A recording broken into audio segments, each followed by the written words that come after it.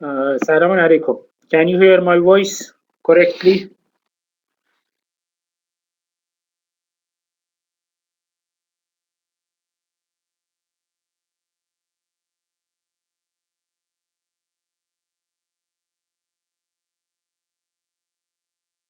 Okay.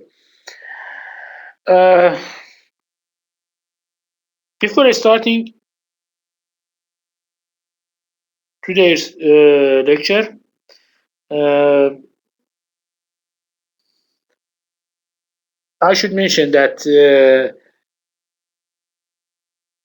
I changed the structure of the data set in assignment first into ARFF, and you can find the file in the WhatsApp group. Also, I upload some PDFs and also a video file about how to work with Veka. These files are very useful for you during the during to do and writing the assignment. You can use them.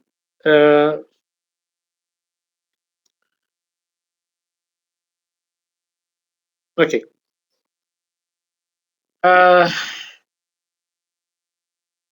Last week we talked about some major tasks preprocessing, and we say that in data integration we say that we can find during the integration we can find correlation between different items in data sets. As we talked last week, for nominal data we can use chi-square tests such as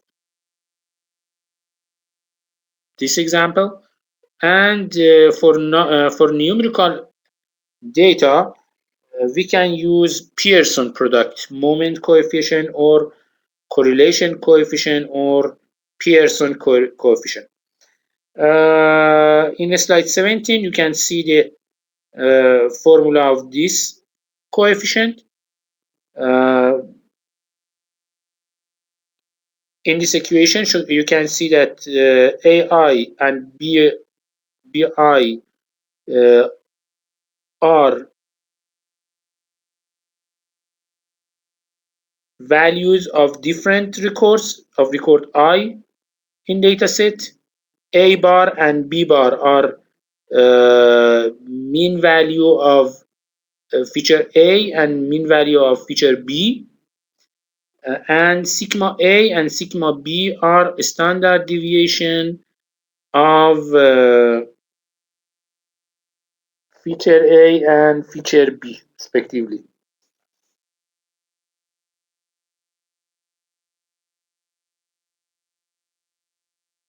Okay, so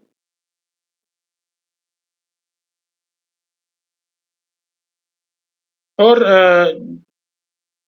we can change this equation into the second one, which is somewhat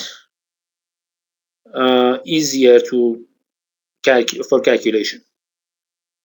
The Pearson product is a value between +1 to -1. +1 means that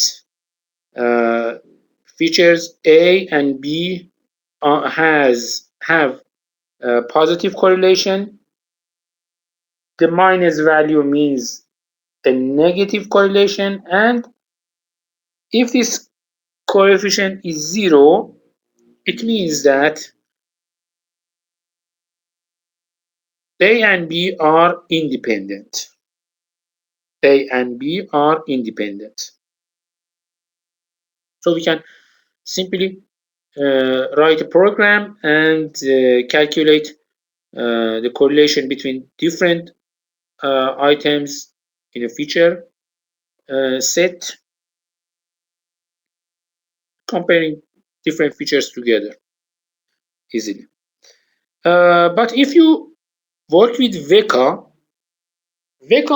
does not provide Pearson coefficient value for you. Instead of that, in Visualize tab of VECA, you can see some diagrams that it shows the correlation between two separated attributes. These diagrams is something like this in this slide. It's start from -1 to +1. The -1 is a falling down linear line, and the +1 is a rising line. As much as we move from 0 toward the -1 or moving from 0 toward the +1, we can see the distribution of our data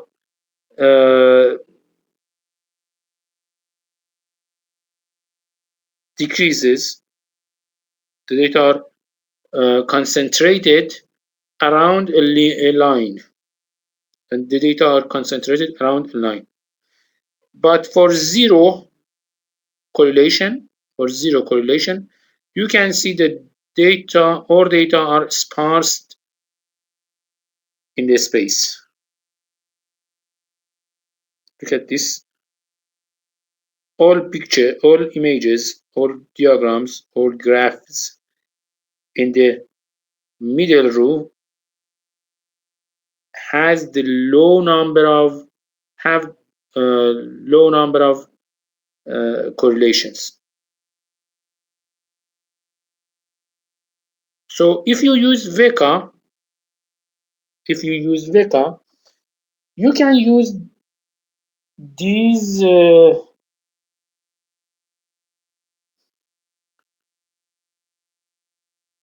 graphs.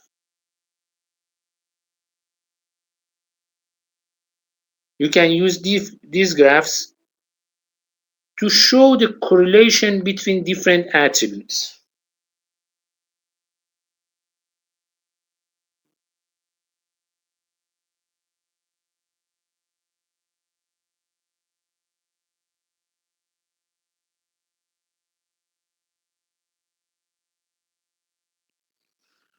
Okay, so these graphs will give us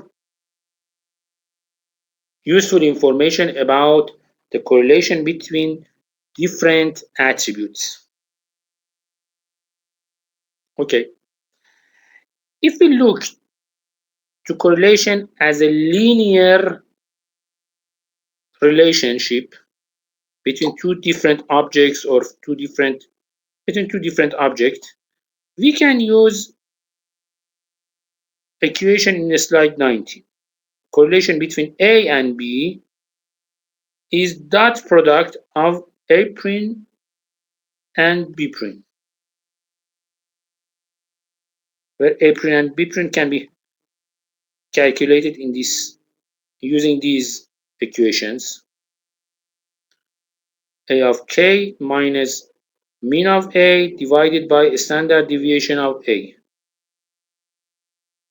Okay, we can use this equation to find the correlation between A and B using the dot product. When we are talking about dot product,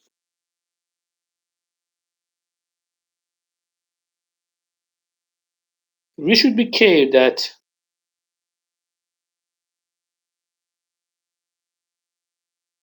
we will times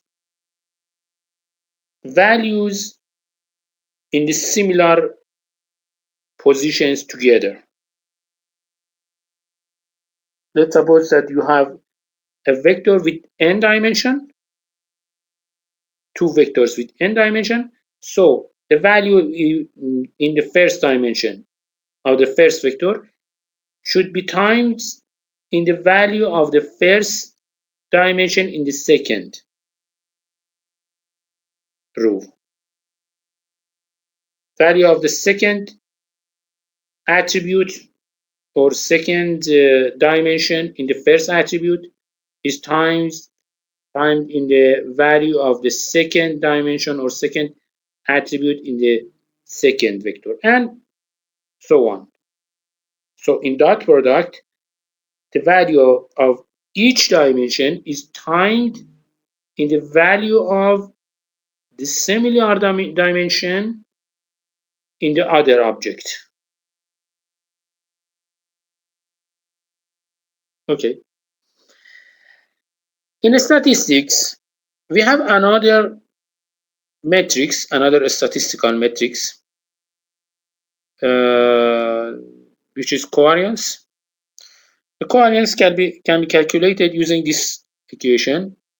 Covariance of A and B is expected value of A minus A bar times in B minus B bar, where A is a vector, B is vector, and A bar and B bar are mean value of that vector, or A bar and B bar are expected value, mean value or expected. There is no difference between them. Mean value or expected value of that vector.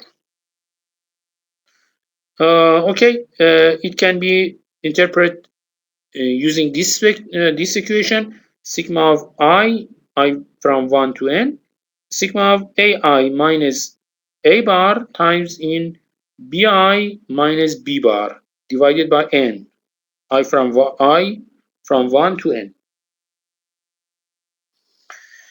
Look at this equation.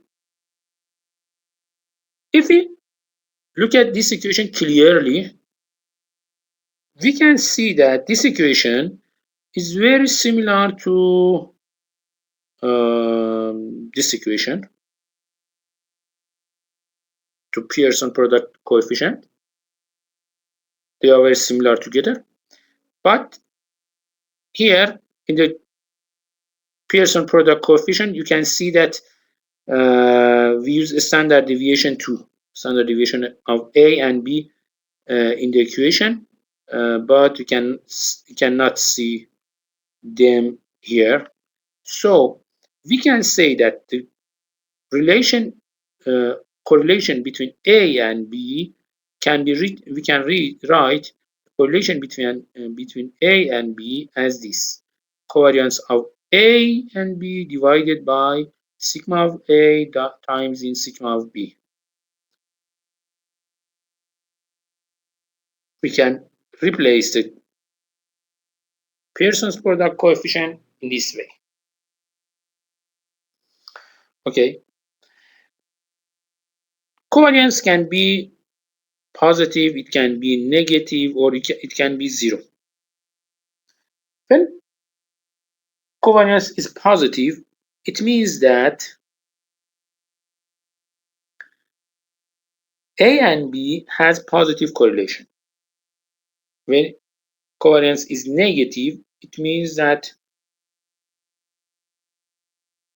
A and B has negative correlation.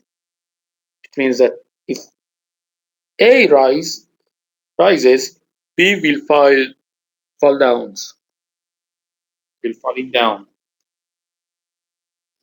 But one main note: if covariance is zero, it does not that A and B are independent. In Pearson product, here in Pearson product, we say that if the Pearson product is zero, A and B are independent. But when we are talking about calculating the correlation between A and B using covariance. If covariance is 0, it does not imply that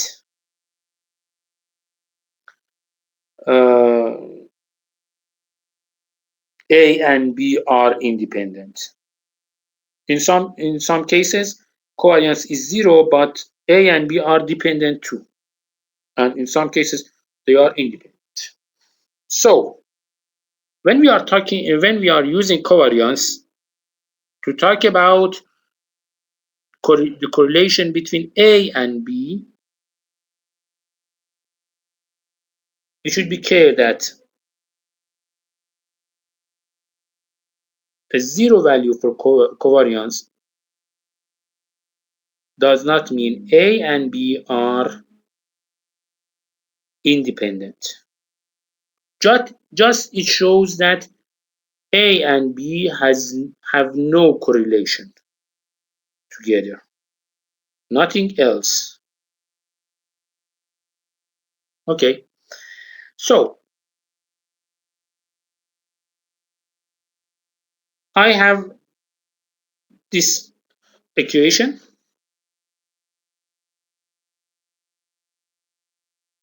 to calculate the correlation, but looking at this equation results that it's a simple, it's not easy to calculate the covariance. It's a little hard. It's need lot of calculations. It's easy, but it needs a lot of calculations. So we can rewrite the covariance in this way. Covariance of A and B is equal to expected value of A times in B minus A bar times in B bar.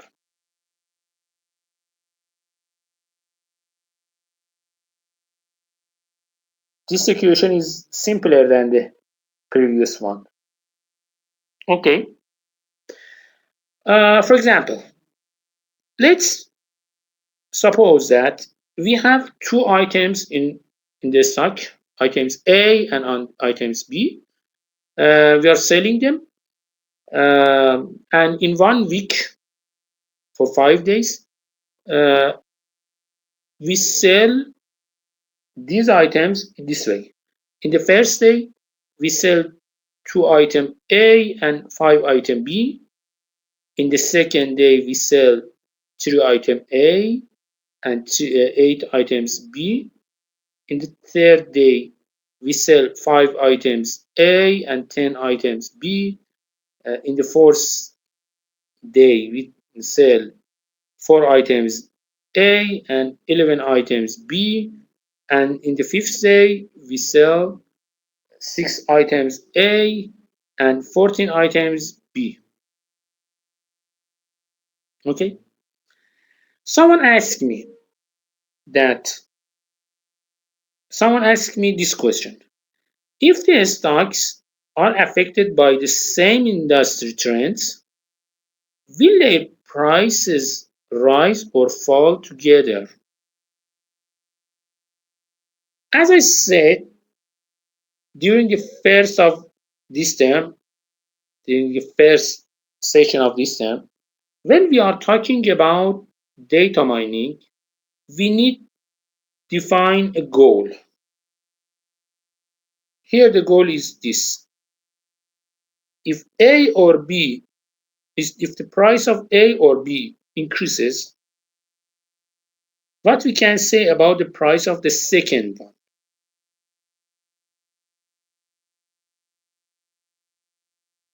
Okay, as I talked in chapter 3, if A and B are correlated, then if one of them, for positive correlation, if one of them increase, if the price of one of them rises, the price of the second one will rise too.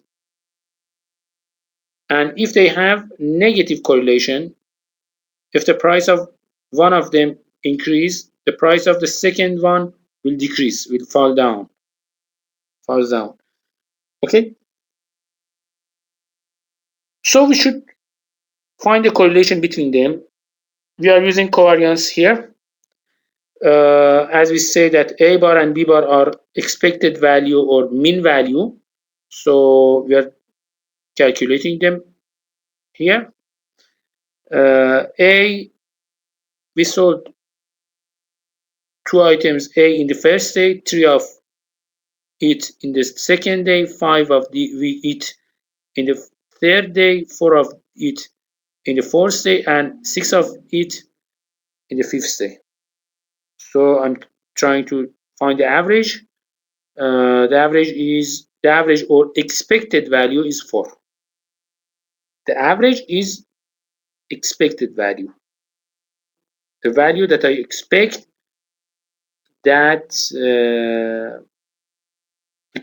for a specific object.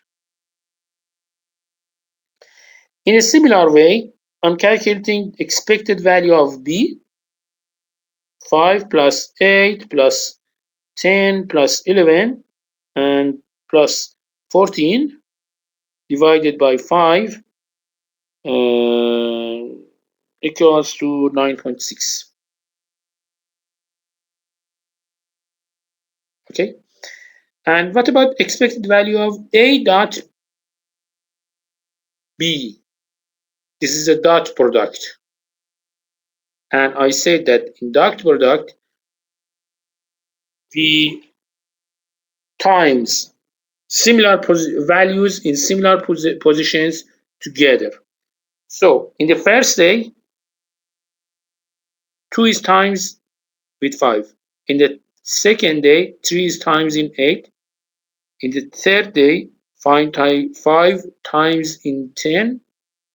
In the fourth day, 4 is times with 11. And in this fifth day, 6 is times in 14 here. Divided by 5. This expected value of A dot product of B. Okay. We should calculate expected value of A times in B minus 2 A bar times in B bar. A bar is 4 and B bar is 9.6. When I'm calculating this, putting values in this formula, I can find that the covariance between A and B is 4. This means that A and B has positive correlation together. So the price of both of them will rise together or will fall down together.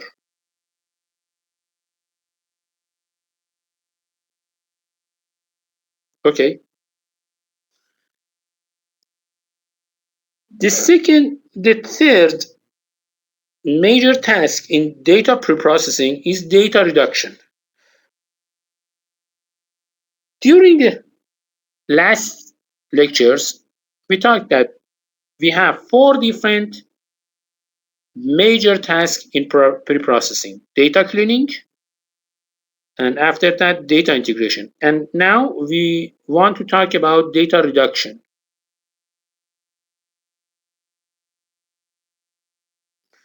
Okay. The first question is that what is data reduction? Data reduction means that we need to reduce the amount of data in a data set. We need to reduce the volume of data in a data set and creating a smaller data set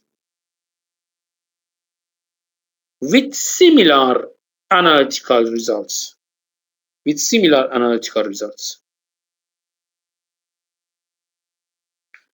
Here, similar means that the analytical result can be the same as the primary dataset, or almost same as the result of the primary datasets.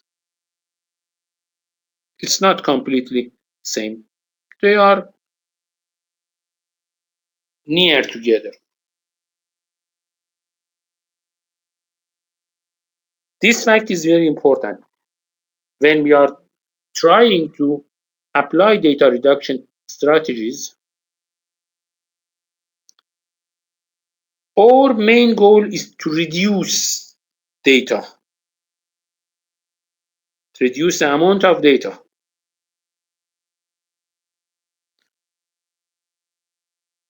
Let's suppose that I have a terabyte dataset. Okay. To read this dataset, I need a computer system with terabytes of main memory. Okay.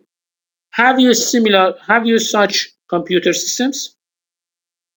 Most of the times, no, we haven't. Why? Because when we are talking about terabytes of main memory, we talk about very strong super computers. We have not such supercomputer. Most of times, data mining algorithms needs lots of time. They are complex and they need lots of time for comparison and running and finding the results in a data sets.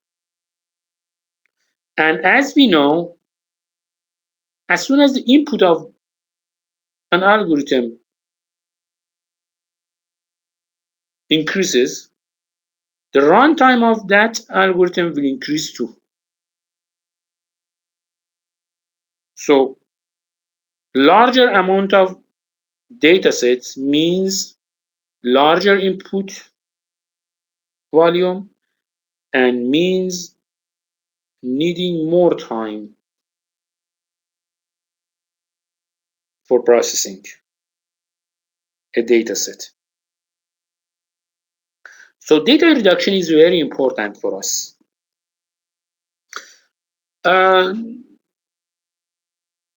Please note here, be aware that our primary goal for data reduction is reducing amount of data for applying faster, for doing data mining faster than previous, to reduce the time and amount of memory that we need in our process, to reduce these factors. Sometimes, in some cases, when we reduce amount of data, our final results, our final data mining techniques results will improve too. Sometimes, not always. But most of times, when we reduce the amount of data, we can receive a similar or semi-similar results with respect to the primary datasets in a shorter time.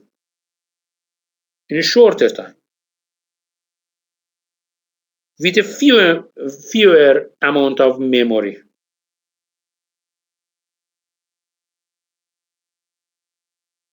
So data reduction is very important for us.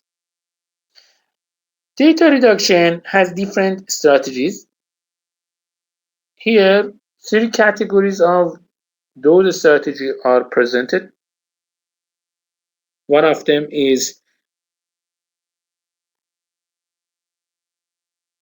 dimensionality reduction. The second one is numericity. reduction, and the third one is data compression. The dimensionality reduction means that I should remove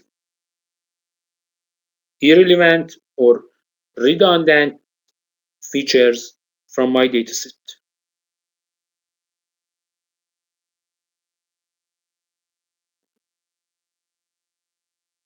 Numericity reduction means that we can find some models that they can present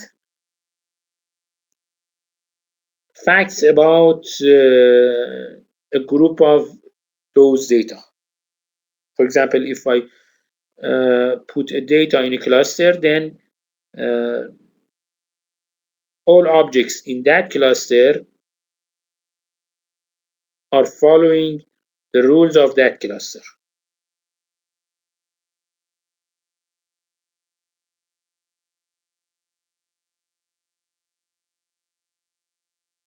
Okay, we will talk about them in the next slides. For dimensionality reduction, we will talk about Wavelet Transformation, PCA, and feature subset selection and feature creation. And for numericity reduction, we'll talk about regression, histograms, clustering, sampling, and data cube aggregation. And finally, we'll talk about data compression.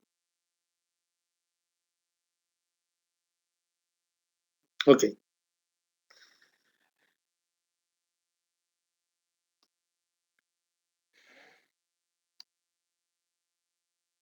So the first strategy is dimensionality reduction. Why dimensionality is important for us? We have a phrase, very important phrase or facts, curse of dimensionality. What does it mean, curse of dimensionality means?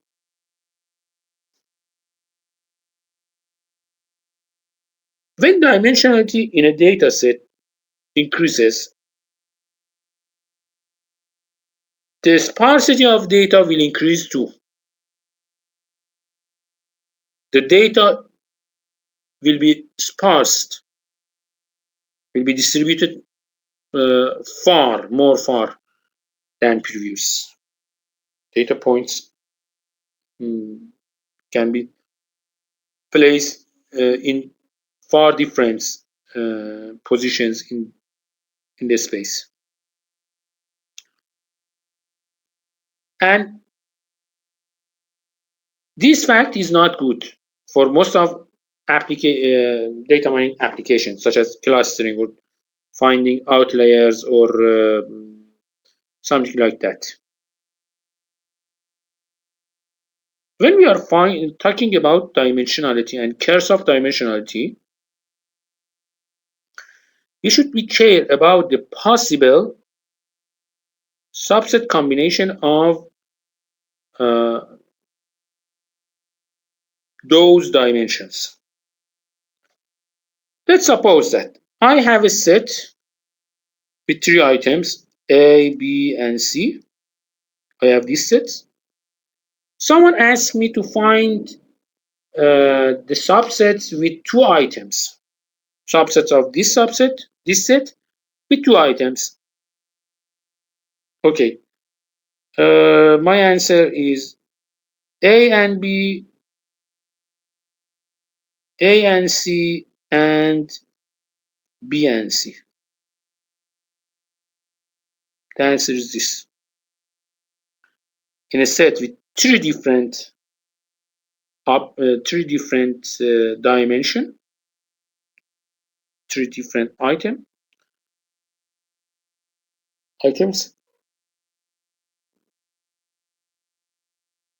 we can find 3 different subsets with 2 each of them has 2 items. Okay, let me add one more item to the set. So my set is A, B, C, and D. set with 4 items or 4 dimension. And again, someone asked me to find the subsets with 2 items. So A and B, A and C, A and D, B and C, B and D, and C and D.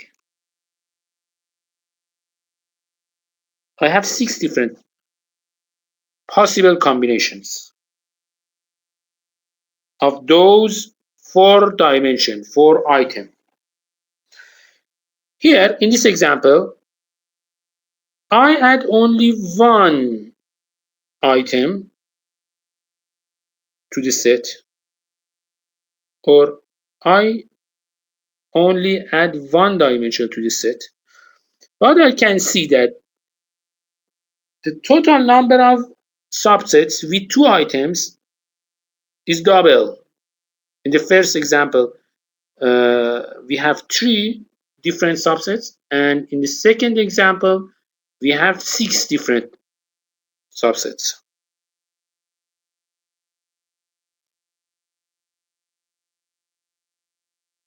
We have 6 different subsets. So we say that the curse of dimensionality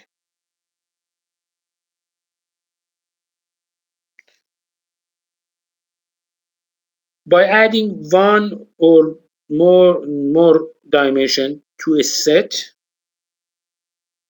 just adding a few dimension to a set, the possible combinations and possible choices for subsets of that set will grow exponentially, will grow fast, very fast.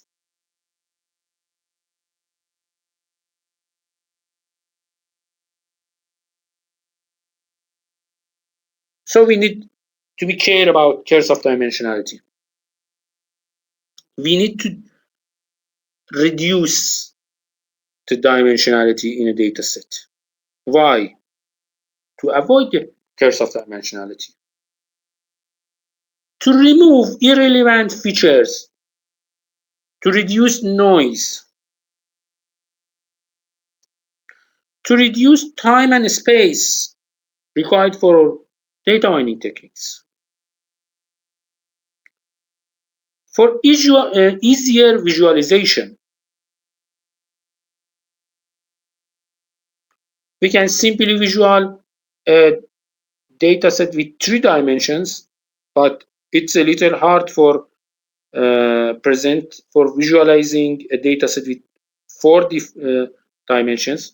But for a data set with more than 4 dimension, it's very hard, or maybe it's impossible to visualize. So the dimensionality reduction can help us for visualization too. So how can I reduce the dimensionality of data? There are different techniques. Here we will talk about 3 different categories of those techniques: wavelet transformation, principal component analysis, and supervised and non-linear techniques. We call them feature selection. Okay. The first strategy is using wavelet transformation. Look at this diagram in the left. We have 2 different wave or signal. One of them is blue and the other is green.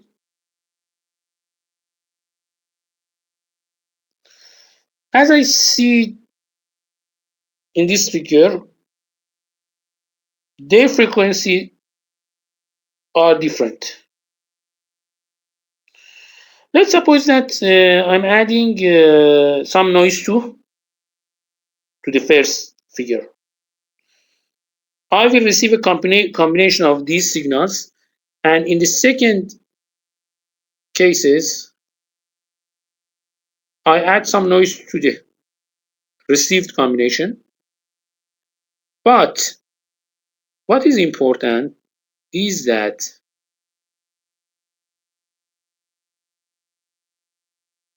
if I work on different frequencies, I can show this complex received wave into a simpler one. Can change it into a simpler one. But how? We need some methods to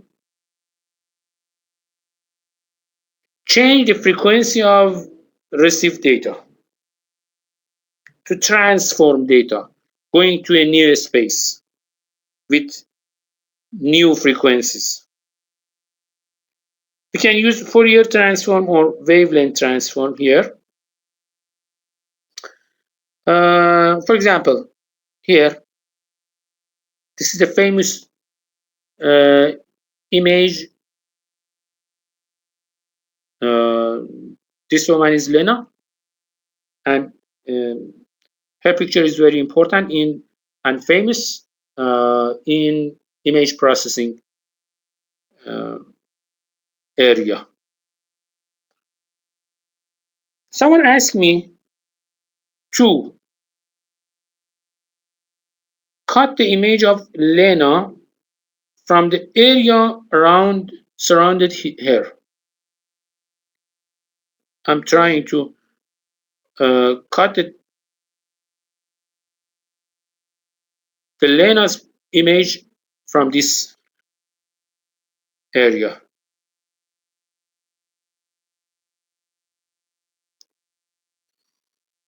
Okay.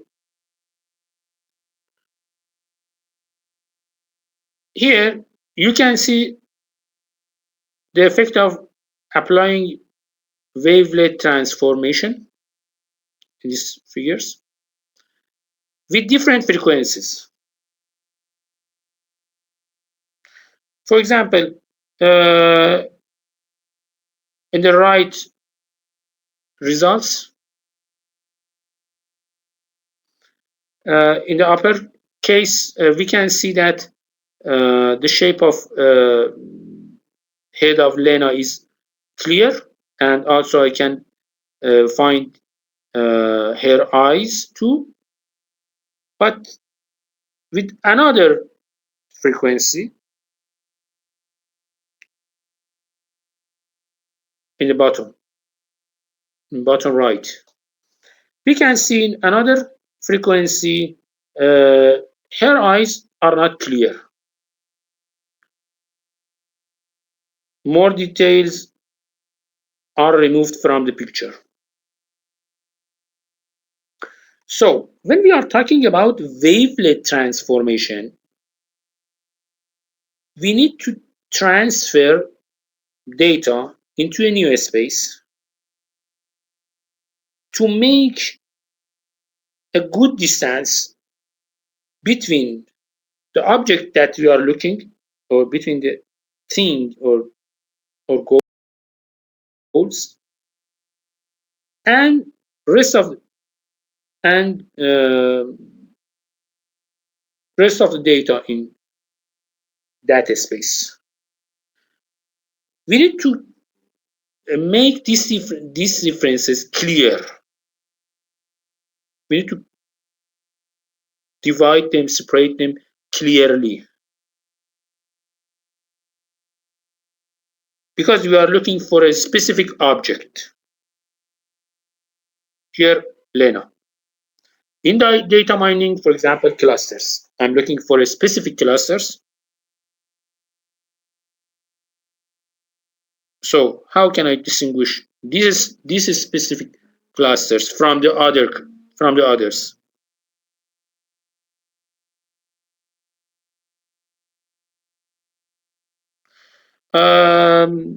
Unfortunately, most of times wavelet transformation is applied in image compression and image processing.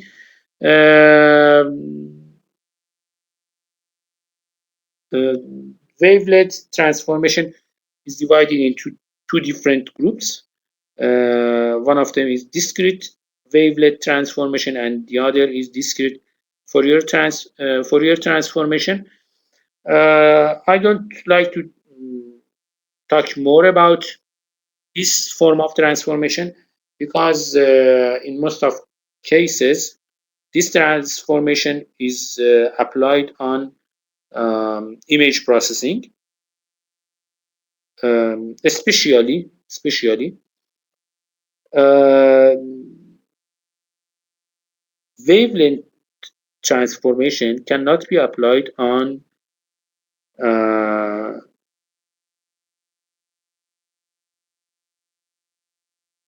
very high dimensional of data.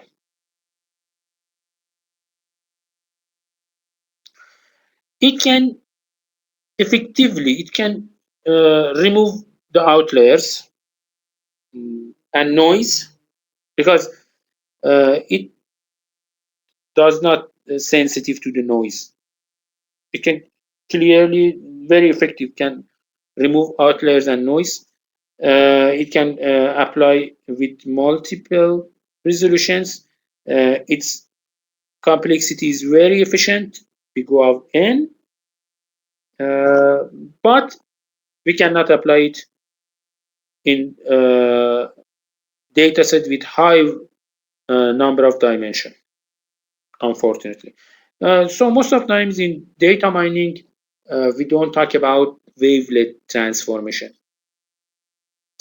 And in wavelet transformation, we use hat shape filters to emphasize the region between points in different clusters. So because of this shape, these hat shape filters, the data in the boundaries have weaker information. So this transformation technique is not sensitive to noise, and it completely can reduce the noise effectively. Okay. The second strategy for features for data reduction is using principal component analysis, or PCA. In PCA, we are looking for some small and strong principal components to change a space, a primary space, into a new space with smaller number of dimensions to a smaller space. This is a dimensionality reduction. We need to find some eigenvectors that the data around them has higher number of variance.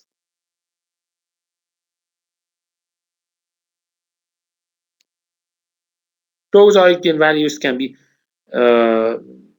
selected as the eigenvectors or principal components. For this reason, we should, if we have a data set with n dimension, we should choose a k less than n orthogonal vector or principal components. We are looking to map a space with n dimension into a new space with k dimension, where k is less than n, less than equal to n. So firstly, we are trying to normalize data. Why? Because the PCA only works with numerical data. It's a problem.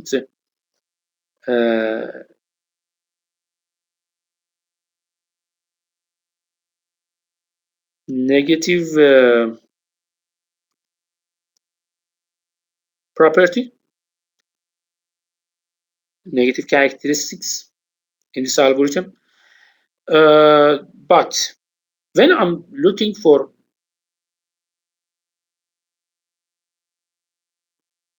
projecting data into a new space, I should be care about data with large values, because some data has very low values, their domain is limited, and some data has a large domain. So I should be care about these ranges.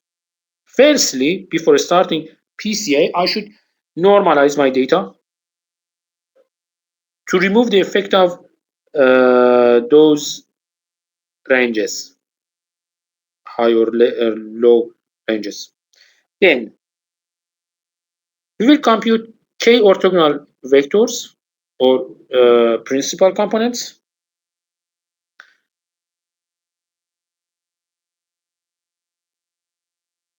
And we will try to find a linear combination between data and those k principal components. After that, we will sort all principal components in a descending manner based on their significance or based on their strength. We are sorting principal components based on their strength, based on their significance. And after that, just you need to remove weak components. Weak components are components with low variance. They have limited effect on data. And we only keep the most significant principal components. These significant components will present most of information of our data in datasets. It means that using these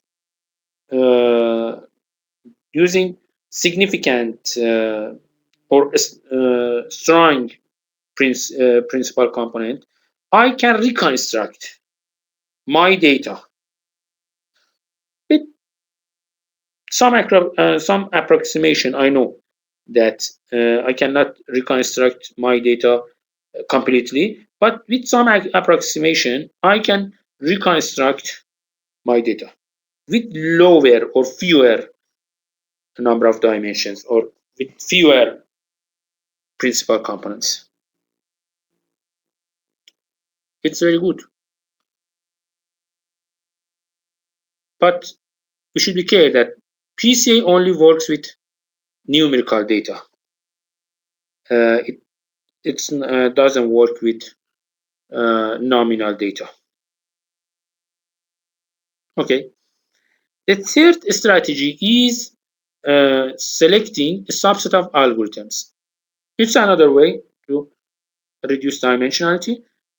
In this way, we will try to compare attributes together and with respect to the goal. In all dataset, in all data mining techniques, we have a goal. Okay, and here we are trying to remove some attributes, making some subsets with respect to the goal. How? We have three types of attributes in our datasets. Some attributes are irrelevant. For example, in the class, I'm trying to calculate the GPA of a student of the class, for example. To calculate the GPA or average of marks of students in a class, name of students, family of students, or their students number is not important. It's completely irrelevant. I cannot find enough information about their marks, about students' marks in their student number or in their name or in their family. It's not related. So something like this, these attributes are irrelevant to my goal. I can remove them easily. The second part of attributes are relevant attributes, but they are redundant. The third part are the main attribute. But what is redundant attribute? Redundant attribute means that my attributes are related to the goal. But if I look on them, some subsets of attribute have similar information, have similar effect with respect to my goal.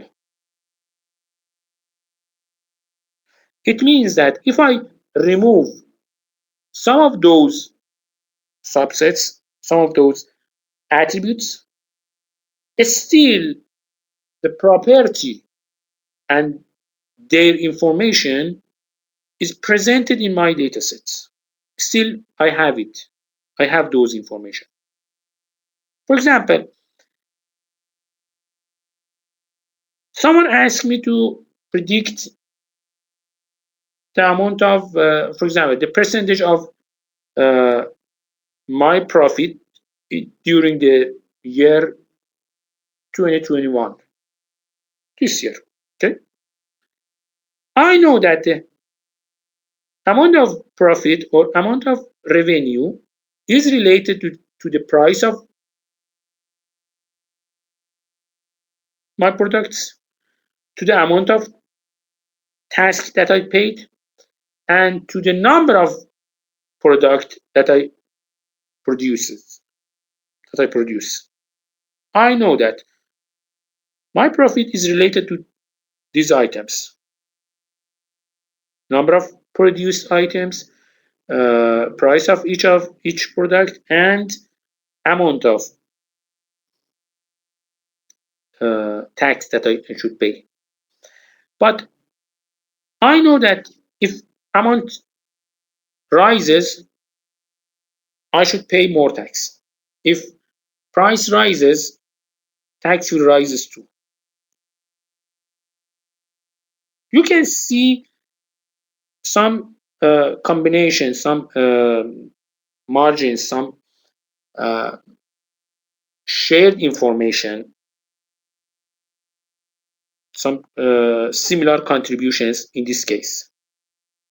These three attributes, price of each item, number of items, and tax for each item, they present some similar information.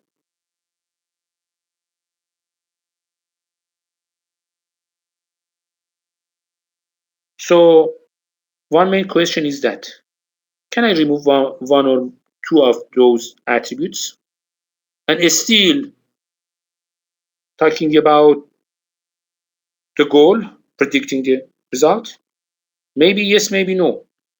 But I know that those attributes are redundant. They have similar effects on my goal. If price increases, if number of products increases, if taxes, if price or number of products increases, my profit will increase. If tax decreases, my profit will increase too.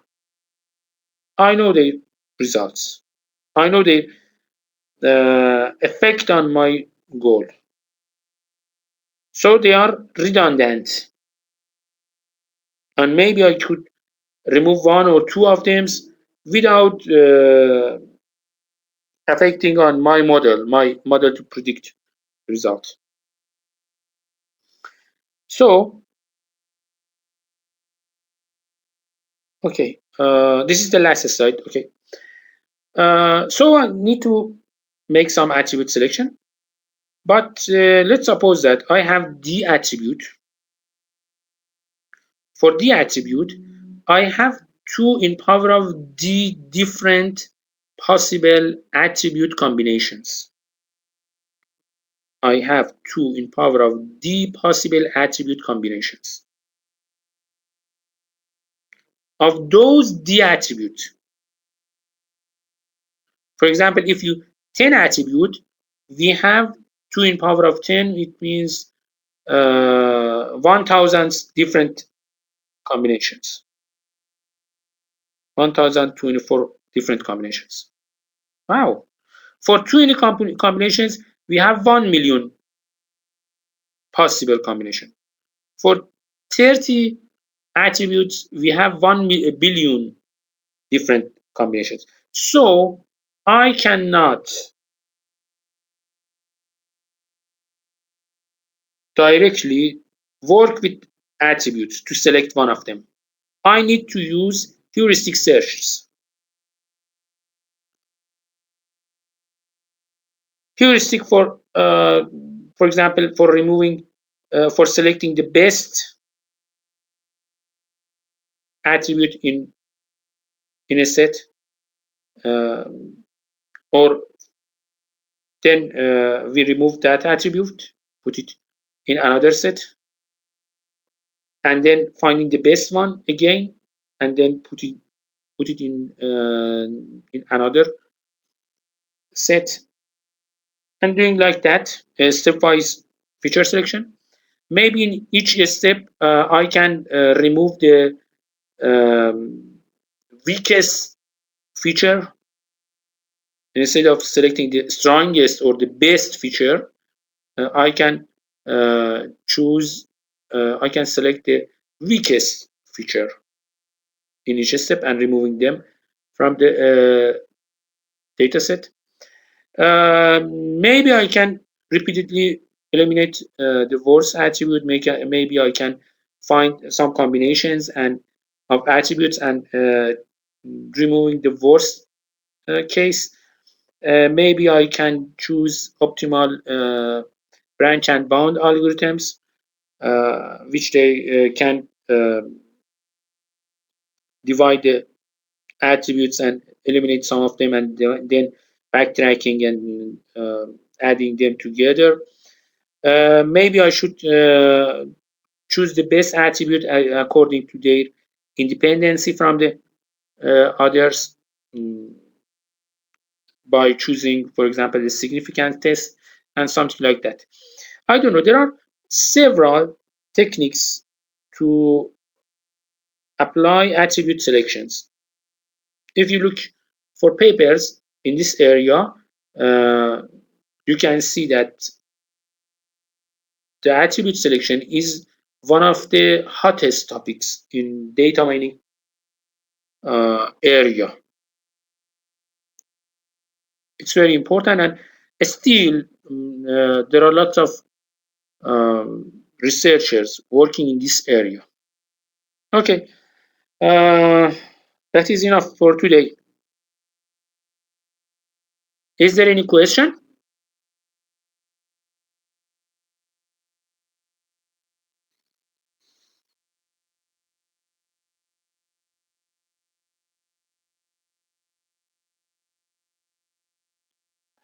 Okay. Next week, I think in the next week, we will finish the chapter 3, inshallah. And after that, I will give you the second assignment, and I will show you how we can apply some of preprocessing steps, for example, especially feature selection techniques, how we can do feature selection and something like that using VECA. Not all of them, but some of the most feature selection and feature generation and something like that. Some of the most important techniques and well-known techniques are implemented in VECA, and I will show you how we can use that. Okay, I wish the best for you. Until Tuesday, have a good time and bye-bye.